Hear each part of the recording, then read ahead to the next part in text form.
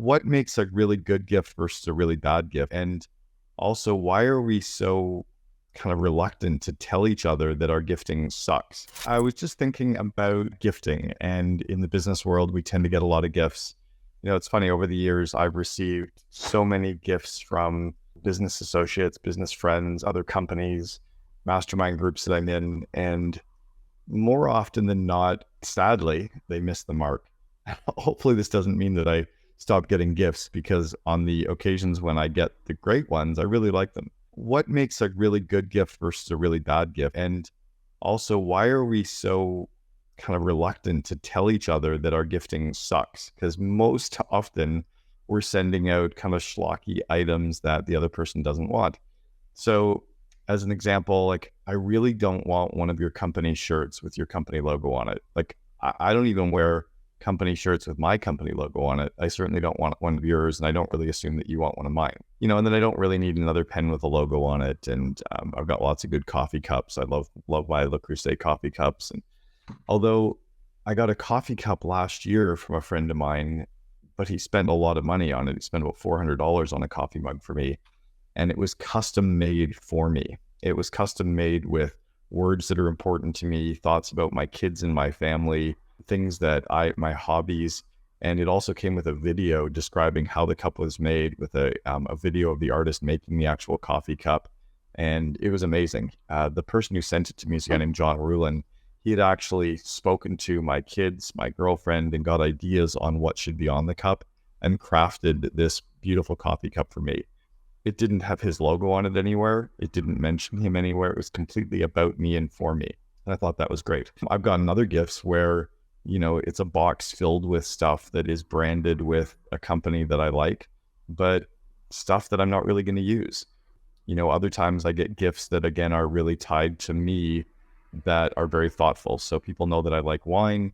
I get great bottles of wine sent to me. I love these big magnums that people are sending me because they're kind of fun to have. I've had people that have sent me wine because they know that I live part-time in Vancouver, part-time in Scottsdale. So they'll even send me a note saying, hey, I'm sending you something. Where would you like me to send it? And often I have them send it to me in Vancouver. Sometimes it costs them more. Sometimes they have to get a local delivery, but they're thinking about me. And instead of just sending it to my US address, they're actually, I'm not being batched in with 300 people. I also have, people when I'm speaking at conferences, you're thinking about a speaker gift.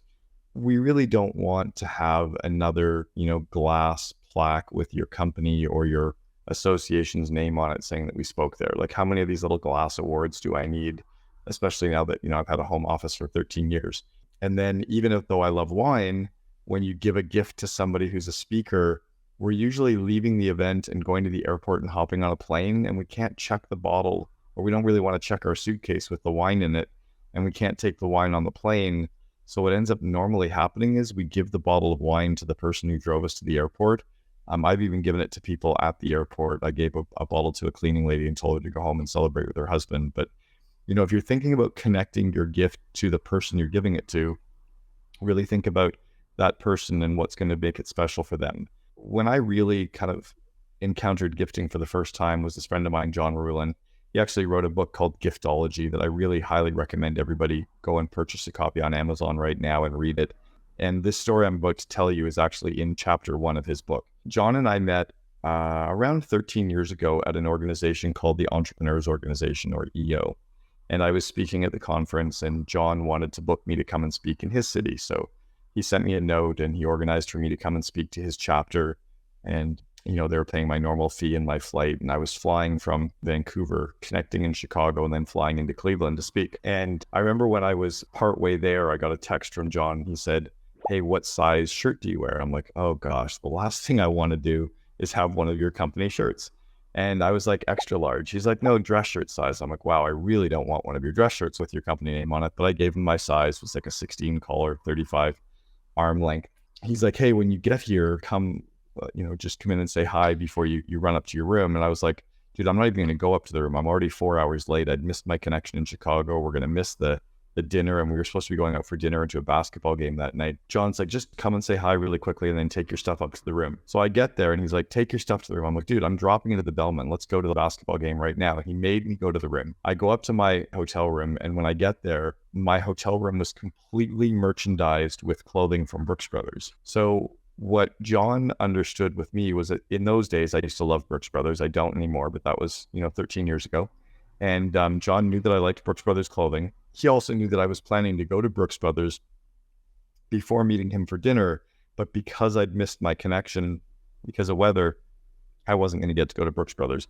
This was back in the day when the Canadian dollar was worth more than the US, and for me, everything was free at Brooks Brothers. So John actually went to Brooks Brothers on my behalf and purchased a whole bunch of clothes from the spring lineup. He had about 6 dress shirts, 6 sweaters, a couple pairs of pants, a couple of belts, a couple of sports coats, and had it all merchandised and laid out in the room. It was about $9,000 worth of clothing that he'd put on his credit card for me. He made an arrangement with the Four Seasons, I think was where I was staying, at the Fairmont. The general manager was going to take any of the clothes I didn't want back to Brooks Brothers for me, which was across the street. The Brooks Brothers general manager knew they'd be getting a lot of it brought back, and then they were going to take any clothes I did want and put it on credit John's with anything I returned. What was amazing about that as a gift was it didn't actually cost John money. It cost him time and thinking about me. But for years after me wearing, those coats and wearing those sweaters, I would always be thinking of John. And then lastly, and seemingly John really understands gifting, was why he's the expert on it and why he wrote the book called Giftology. He also sends me these knives, these beautiful chef's knives that have my name engraved on them. And it says, from the kitchen of Cameron Herold. And he used to call me the naked chef in training. And it would be like, from Cameron Herold, the naked chef in training, because I love Jamie Oliver. So he didn't have his logo on the knives. He didn't even have my company logo on the knives. He just had my name on them, which was special to me. But every time I use them, I think of John. So think about the gifting that you're sending out to your customers. Do they really need another one of, your baseball hats, or, another pen, or a USB thumb drive, or a flashlight? Like, we don't need any of that. And we're wasting all that money. So take your gifting up market a little bit, spend a little bit more on your gifting, and think about, as another example with your gifting, we would be willing to take a prospect out for dinner and spend $250 or $300 on a dinner for 2 with a potential sales prospect, about a $250 gift as well, or $500 gift. You'll get way more leverage, but keep it about them, not about you.